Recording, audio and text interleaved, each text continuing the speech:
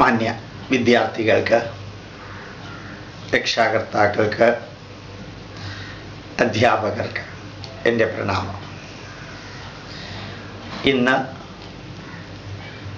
മധ്യവേനൽ അവധി തുടങ്ങുകയാണ്. ഒരു 2 മാസം വിദ്യാർത്ഥികൾ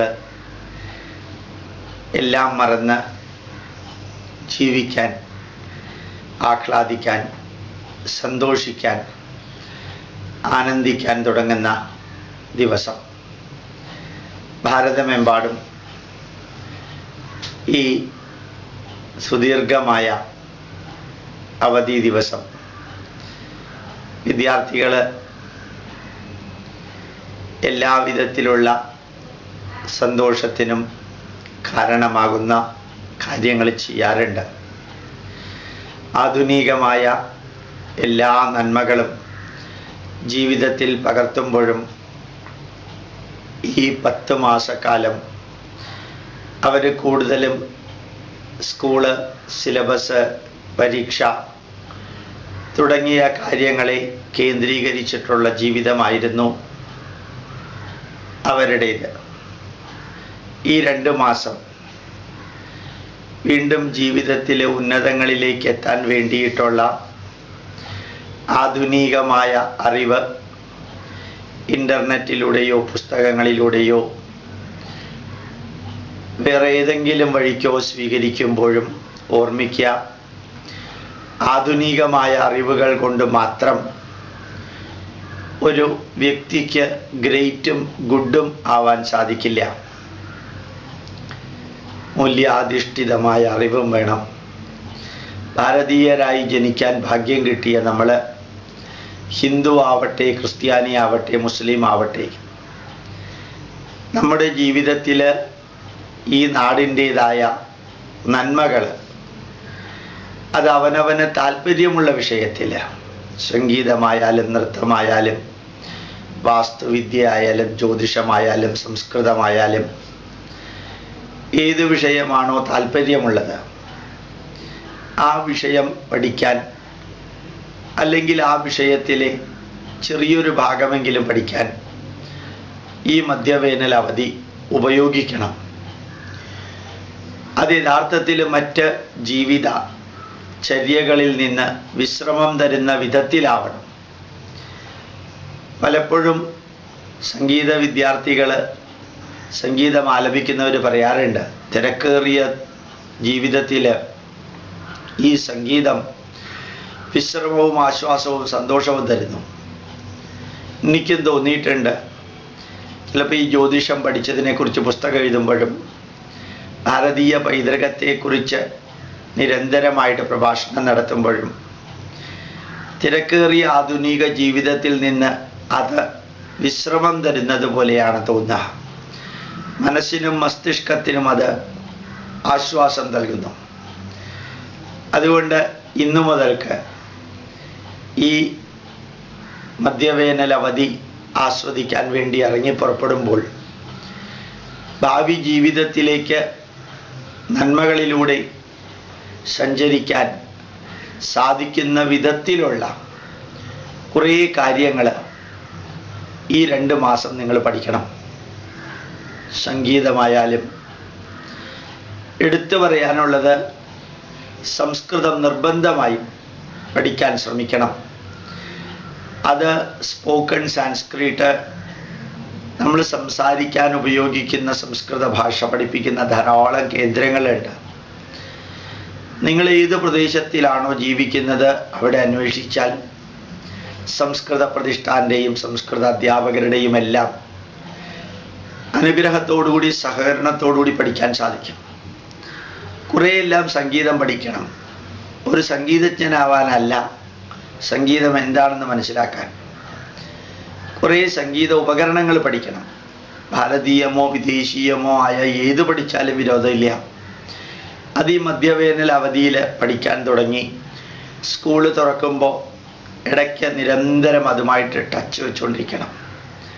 നമ്മുടെ പൂർവിക ഗ്രന്ഥങ്ങൾ ധാരാളമുണ്ട്. Indian institute of scientific heritage അത് പ്രസിദ്ധീകരിച്ചിട്ടുണ്ട്. ആയിരക്കണക്കിന് യുവാക്കൾ അത് വായിച്ചിട്ട് പറയേണ്ടായി, ഇത്രയെല്ലാം അറിവ് ഭാരതത്തിലുണ്ട് എന്നറിഞ്ഞൂടായിരുന്നു എന്ന്.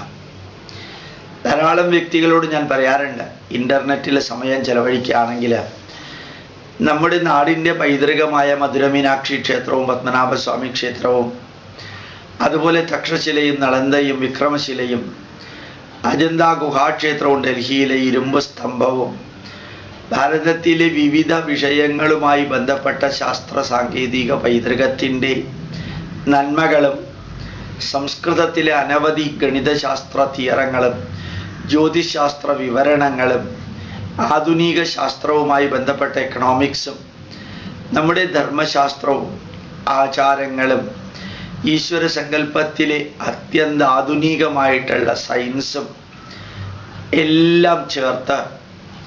എല്ലാം ചേർത്ത് മക്കളെ പഠിപ്പിക്കാൻ മാതാപിതാക്കൾക്ക് സാധിക്കണം. ഇന്നത്തെ യുവതികൾ ഭാരതീയ പൈതൃകം പഠിക്കാൻ വളരെയേറെ താല്പര്യമുള്ളവരാണ്. പലപ്പോഴും വിഘാതമായി നിൽക്കുന്നത് മാതാപിതാക്കളാണ്. കഴിഞ്ഞ തലമുറയിലെ മാതാപിതാക്കൾക്ക് നമ്മുടെ പൈതൃകത്തെക്കുറിച്ച് ഒന്നും അറിഞ്ഞുകൂടാ. അവർക്കൊന്നും അറിഞ്ഞുകൂടാ എന്നുള്ളത് തന്നെയാണ് അവരുടെ മക്കൾക്ക് ഒന്നും അറിയേണ്ട ആവശ്യമില്ല എന്ന ധാരണയിലെത്താൻ കാരണം. മാത്രമല്ല, നമ്മുടെ കുടുംബത്തിൽ നന്മ നിറഞ്ഞ 2 മാസം കുടുംബ ബന്ധം ദൃഢമാക്കണം. ഓരോ ദിവസവും മാതാപിതാക്കൾ മക്കളോടൊപ്പം ഇരുന്ന് ഭക്ഷണം കഴിക്കണം. അവർക്ക് നന്മ നിറഞ്ഞ കാര്യങ്ങൾ പറഞ്ഞു കൊടുക്കണം. അത് അനുഭവങ്ങളായാലും കഥകളായാലും സന്ദേശങ്ങളായാലും പറഞ്ഞു കൊടുക്കണം. നമ്മുടെ വീട്ടിൽ ഭാവിയിൽ മാതൃപിതൃപുത്ര പുത്രി ബന്ധം ദൃഢമാക്കാൻ ഇംഗ്ലീഷ് മെഡിക്കൽ ഷോപ്പിൽ ചെന്ന് കഴിഞ്ഞാൽ ടാബ്ലറ്റുകളോ എക്സർസൈസുകളോ ഒന്നുമില്ല. ആ ബന്ധം ഷെയറിങ്, കെയറിങ് ആൻഡ് ക്യൂറിങ്ങിലൂടെ വേണം നടത്താൻ. ആധുനികമായ മനഃശാസ്ത്രജ്ഞന്മാർ പറയുന്നു, the family which pray together stay together. പരസ്പരം ഒരുമിച്ചിരുന്ന് കാര്യകർത്താക്കന്മാരെ പോലെ ഒരുമിച്ചിരുന്ന് കർമ്മം ഒരുമിച്ചിരുന്നവര് ദുഃഖം പങ്കുവെക്കുന്നവര്, ഒരുമിച്ചിരുന്ന് സന്തോഷം പങ്കുവെക്കുന്നവര്, സഹായിക്കുന്നവര്, ഇവരെല്ലാം യഥാർത്ഥത്തിൽ ഒത്തിരി കാലം ഒരുമിച്ച് തന്നെ നിൽക്കും. നിങ്ങൾക്ക് സാധിക്കുന്നിടത്തോളം മാതാ അമൃതാനന്ദമയുടെ കർമ്മമണ്ഡലത്തിലോ അല്ലെങ്കിൽ സത്യസായി ബാബയുടെ കർമ്മമണ്ഡലത്തിലോ ശ്രീ ശ്രീ രവിശങ്കറിൻ്റെ ആർട്ട് ഓഫ് ലിവിങ്ങിൻ്റെ ഗ്രൂപ്പുകളിലോ ബ്രഹ്മകുമാരീസിലോ ചിന്മയ മിഷനിലോ ഏത് സംഘടനയായാലും വിരോധമില്ല. NSSO SNDPയോ അവരുടെ യുവ വിഭാഗമോ ഏത് സംഘടനയായാലും വിരോധമില്ല. ആ സംഘടനയിൽ പ്രവർത്തിക്കുക. 2 മാസം സാമൂഹികമായ പ്രവർത്തനം എങ്ങനെയാണ് ചെയ്യേണ്ടത് എന്ന് പുസ്തകത്തിലൂടെ പഠിച്ചു മനസ്സിലാക്കാൻ സാധിക്കുന്നതിനേക്കാൾ എളുപ്പം നേരിട്ട് കർമ്മനിരതരാവുക. നമ്മുടെ അടുത്തുള്ള ക്ഷേത്രങ്ങൾ സന്ദർശിക്കുക. അത് കുറേ കൂടി വൃത്തിയും വെടിപ്പുമുള്ളതാക്കുക. നന്മ നിറഞ്ഞ ക്ഷേത്ര ആചാരങ്ങളെക്കുറിച്ച് പഠിക്കുക. നിങ്ങൾക്ക് സാധിക്കുന്നിടത്തോളം വിദ്യാർത്ഥികളെ മറ്റുള്ളവരെ പഠിപ്പിക്കുക.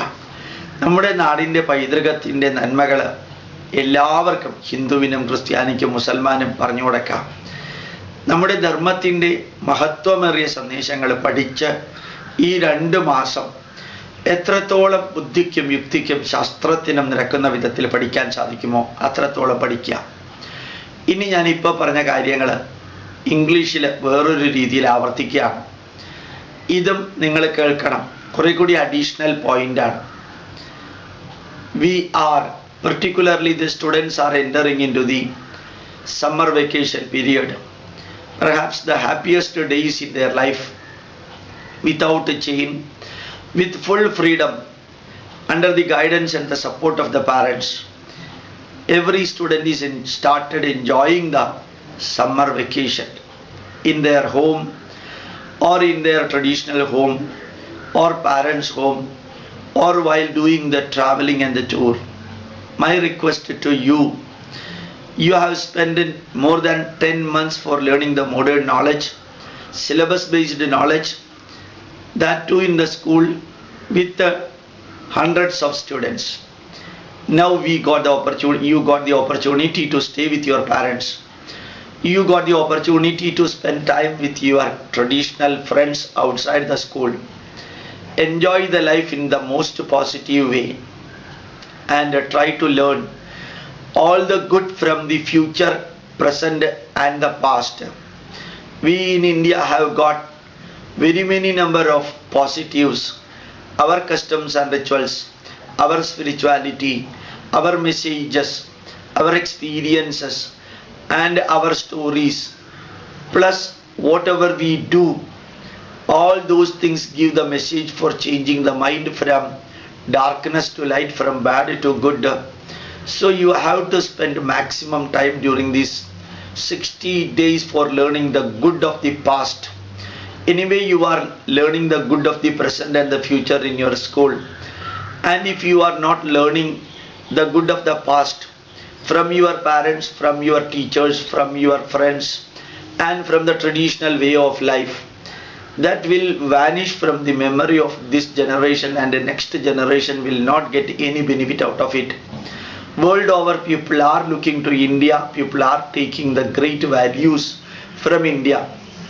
Yesterday I was fortunate enough to give an interview in All India Radio, in which the interviewer was telling me that the students, the youth are changing so fast to positive, even though minor mistakes or minor problems are seen which are projected in the print media and e-media. Remember that when the youth and the students are changing from negative to positive, that change should take place faster. That change should take place in depth. And when they follow everything scientifically, rationally and logically, nationally, that will change their mind. What you have done yesterday and what you have not done yesterday, which you are expected to do, that should not cause a repentance, a sorrow, that should not create a problem for you today. So the days will come, the months will come, and the years will come, and all these will go. A day will come, you will have to stand on your own leg. A day will come, you are a family member supporting your family. At that time you may not be getting time for acquiring knowledge about our tradition. The last generation was bit unlucky to take the good knowledge from our tradition. They thought that all Indian knowledge are superstitious and irrelevant in the modern period. But now they are also starting realizing that the ancient Indian knowledge are excellent for making the modern life comfortable and happy. Now they did not acquire the ancient Indian knowledge, so they are not in a position to impart that knowledge to you.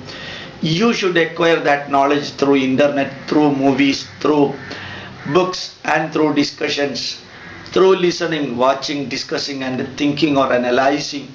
You will get almost all the traditional knowledge from India now, which have not got disappeared completely. So when you learn the dance, the instrumental music, the astrology, the Vastu, the spoken Sanskrit, and very many knowledge connected with the mathematics, astronomy and other things as pure theorems and scientific knowledge. If you learn and you teach others, naturally the gap of the flow of tradition to the generation, from one generation to another generation, that gap will not be created. If at all it is created, it can be filled with your knowledge. So learn as much as possible from our heritage, from our tradition, from our values, and mix it with the modern knowledge and modern system, so that we can live a perfect life in the coming years.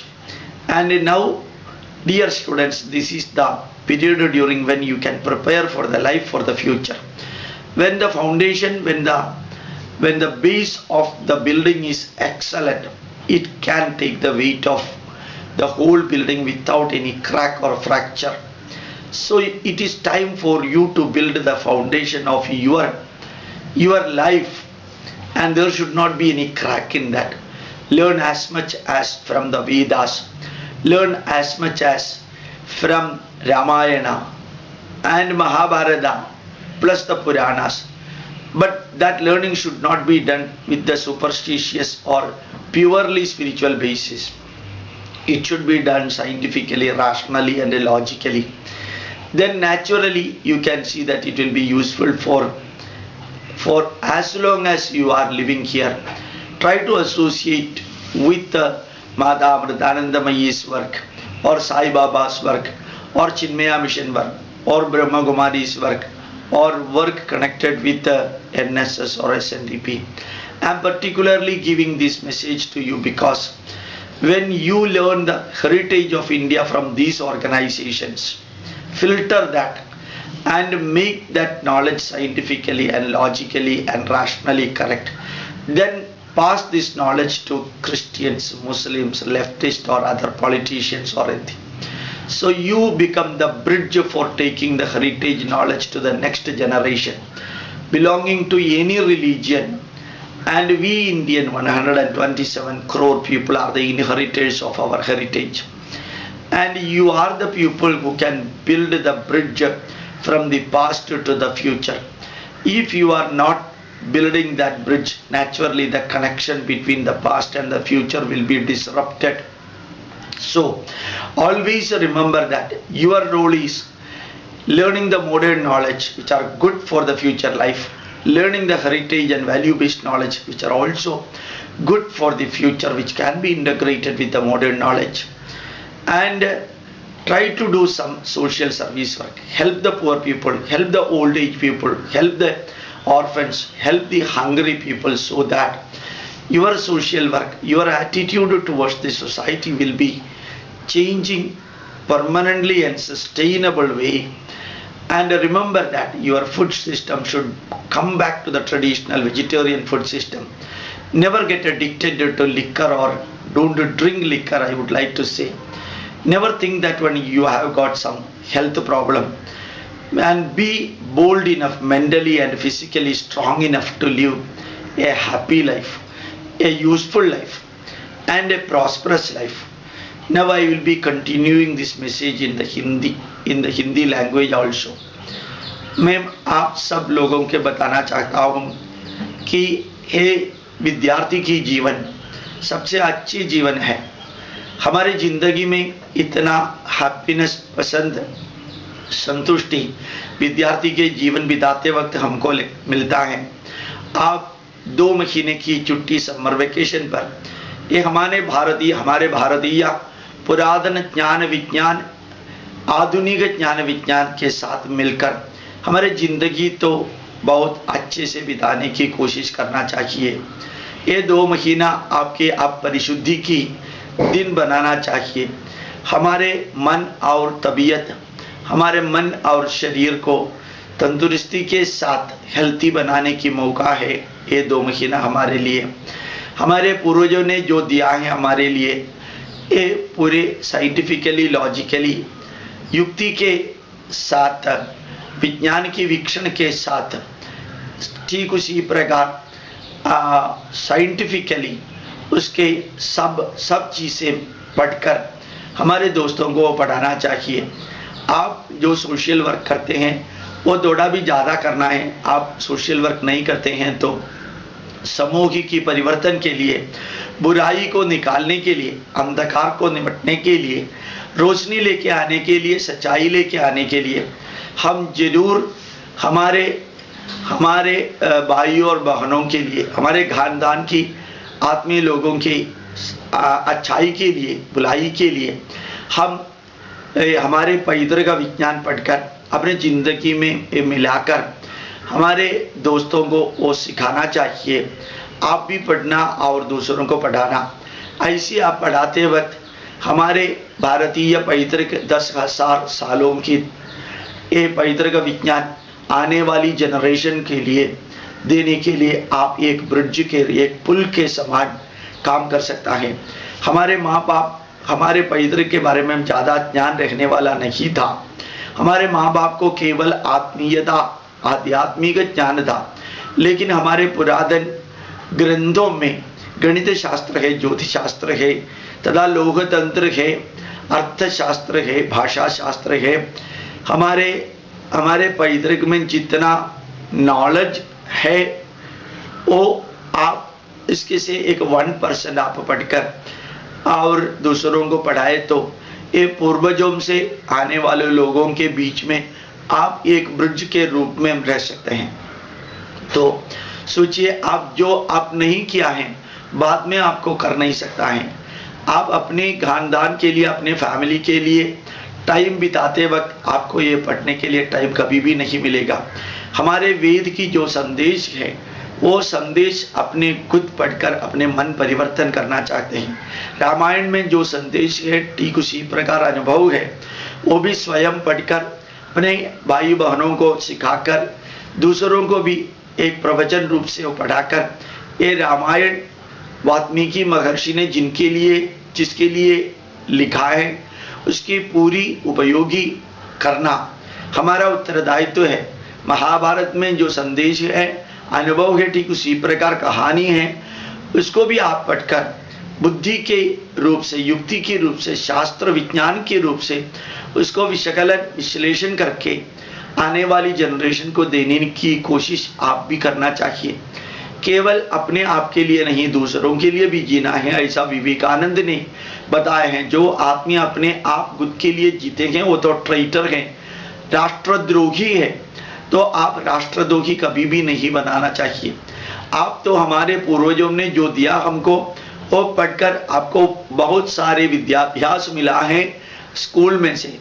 वो विद्याभ्यास मिलने के लिए उतना fortunate नहीं होंगे बहुत सारे भारतवासी, उसके लिए भी अपने ज्ञान विज्ञान देने की उत्तरदायित्व धर्म आपके ऊपर है। तो आप ये 2 महीने में जो समूह सेवा करना है, वो भूख में रहने वालों की सेवा करना है, वृद्धों की सेवा करना के लिए, अनाथों की सेवा करना के लिए आप सोशल वर्क भी करना चाहिए। अपने जिंदगी केवल आपके लिए नहीं, हमारे खानदान के लिए, फैमिली के लिए नहीं, बाहर रहने वालों के लिए भी इसका उपयोग होना चाहिए, इसका इस्तेमाल होना चाहिए, प्रयोजन होना चाहिए। तो आप स्वयं अच्छे अच्छे काम करना सीखना, हमारे पैतृक और आधुनिक विज्ञान के बारे में आप पढ़ना। बहुत सारे नॉलेज आप तो इंटरनेट में मिल रहा है। आप बिल्कुल लाइब्रेरी जाने की भी जरूरत नहीं है। तो आपको जो चीज़ें के बारे में जो इन्फॉर्मेशन चाहते हैं, अजंता एलोरा केव टेम्पल के बारे में आपको जाने के लिए चाहते हैं, तो आप गूगल में जाके सर्च कर दीजिए, आपको मिलेगा। आप तिरुवनंतपुरम की पद्मनाभ स्वामी टेम्पल मंदिर के बारे में, मधुरा मीनाक्षी मंदिर के बारे में, ग्वालियर फोर्ट के बारे में, तक्षशिला यूनिवर्सिटी के बारे में, नालंदा विश्वविद्यालय के बारे में आप जानना चाहते हैं, तो आप लाइब्रेरी में जाके वो किताब या पुस्तक ढूंढकर वो उसमें से पूरा पढ़ने की जरूरत नहीं है। आपको जो पैतृक विज्ञान, आधुनिक विज्ञान के बारे में जानना चाहते हैं, आप डायरेक्टली गूगल में जाइए तो उधर आपको मिलेगा। तो आधुनिक इंटरनेट आपको घर में रहने वाले कंप्यूटर में होने की संभावना है, वो है। तो आपकी हर निमिष, हर मिनट आप आपके लिए, आपकी फैमिली के लिए, सोसाइटी के लिए, ठीक उसी प्रकार हमारे देश के लिए बिता सकते हैं। हमारे देश की पूर्व वैभव के बारे में, हमारे देश की वर्तमान काल की वैभव में, हमारे देश की आने वाली भविष्य के अच्छाई के लिए आपको आधुनिक ज्ञान विज्ञान तथा पूर्वजों ने दिया गया ज्ञान विज्ञान एक साथ मिलकर वैल्यू बेस्ड नॉलेज से आप एक अच्छे आदमी बनना चाहते हैं, तो बनाने के लिए मौका अब है। आधुनिक विज्ञान लेकर आपको एक ग्रेट, मशहूर, फेमस आदमी बनने के लिए कोशिश करने की मौका अब है आपके पास। तो मैं आपसे अनुरोध करता है कि जब तक आपको टाइम है, वो अननेसेसरी वो बिताने के तौर पर आप इसका पूरा इस्तेमाल करना है। एक लिशरली काम हमारा पूर्वजों ने जो दिया है, वर्तमान काल में जो करने के लिए आपको मन है, इसके बारे में आप हर दिन ये 60 दिन तक आपके आगे है। वो 60 दिन रात भारत के बारे में आप पढ़ना है, आधुनिक ज्ञान विज्ञान के बारे में पढ़ना है, भूख में रहने वालों के दुख आप पढ़ना है, वृद्धों की दुख पढ़ना है, सोशल वर्क करने के लिए आप आर्ट ऑफ लिविंग के बाग है तो उधर करना है। साईं बाबा के वो स्वामीनारायण कर्म बंधा में, चिन्मया मिशन कर्म बंधा में बहुत सारे आत्मी लोग सामूहिक सेवक सोशल वर्क करते हैं। अब आप उसके साथ मिलकर हमारे पैतृक सेवा, जन सेवा, जनार्दन सेवा, नर सेवा, नारायण सेवा, ठीक उसी प्रकार ये सेवा करना, मानव सेवा, माधव सेवा की सेवा करने के लिए, दूसरे आदमी को सहायता मिलाने के लिए, देने के लिए, तो हमारे पूर्वजों ने जो ज्ञान विज्ञान दिया है उस पढ़ने के लिए, आधुनिक लोग में जो आदमी वो सीखना चाहते हैं उसको सिखाने के लिए अब आप पढ़ने की टाइम मिलते हैं ये समर वेकेशन में, इसकी इस्तेमाल किया तो बिल्कुल मैं आपसे बताऊं आप एक अच्छे आदमी बन सकता है, ठीक उसी प्रकार एक ग्रेट आदमी भी बन सकता है। आप केवल आपके ज्ञान विज्ञान स्कूल में से नहीं, घर में से आपको मिलता है, आपके बंधुओं से मिलता है, आपके फ्रेंड्स के और पर से भी आपको ज्ञान विज्ञान मिलेगा। आप जो आदमी आपसे बात करते हैं उससे श्रवण करना है, बाहर जाके देखना है, ठीक उसी प्रकार चर्चा करना है, उसके बारे में सोचना है। Listening, watching, discussing and thinking are the best method for learning. जो जो आप सीख सकते हैं सीखने के लिए केवल पुस्तक में नहीं, केवल अध्यापकों से नहीं, केवल माता पिता से नहीं, नॉलेज ज्ञान और विज्ञान बाहर है। आप आंखें खोलकर, आपके मन खोलकर आप देखते हैं तो वो स्वीकार करते हैं तो आपके बहुत सारे नॉलेज मिलेगा। नॉलेज केवल आपके पास नहीं, आने वाली जनरेशन को भी देना है। ठीक उसी प्रकार समर वेकेशन की इस्तेमाल आप कीजिए। ये संदेश मलयालम में, अंग्रेजी में, ठीक उसी प्रकार हिंदी में एक साथ मैंने दिया है, तो सभी लोगों के इसका भलाई के लिए ऐसा क्या है, मैंने जो संदेश दिया है अभी उसको एक्स्ट्रापोलेट करना है। आप जो सोचते हैं उसको एक्स्ट्रापोलेट करके और भी इसके साथ मिलवाकर आप एक पवित्र, एक ग्रेट भारत की नागरिक बनने की कोशिश करना है। हम जो भारत माता को देते हैं उसके बारे में हम सोचना है, भारत माता हमको क्या देते हैं उसके बारे में हम सोचने की जरूरत नहीं है। वही डॉक्टर APJ अब्दुल कलाम ने बताया है, हम अपने आप के लिए, अपने फैमिली के लिए, अपने सोसाइटी के लिए, ठीक उसी प्रकार अपने देश के लिए जीना है। ये सब की भलाई है, हमारी भलाई।